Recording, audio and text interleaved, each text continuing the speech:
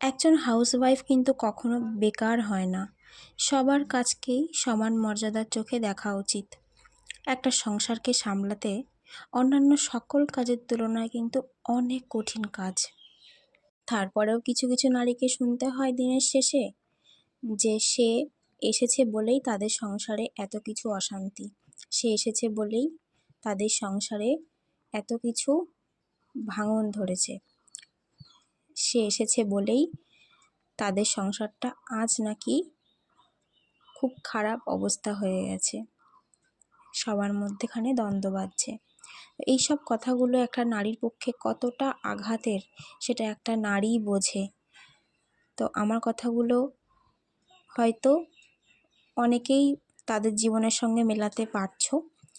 তো ঠিক কি না ভুল বললাম অবশ্যই বলে যেও তোমরা কমেন্টের মাধ্যমে। তো যাই হোক, আজকে অনেকগুলো কঠিন কথা বললাম। তো যাই হোক, এসব কথা বলাটাও ঠিক না। তো দেখো, আজকে আমি সকালবেলায় কিছু কাজ করছিলাম, সেইগুলোই তোমাদের সঙ্গে শেয়ার করলাম। আসলে ভিডিওটা একটুখানি অন্যভাবে শুরু করার কথা ছিল, কিন্তু শুরুটা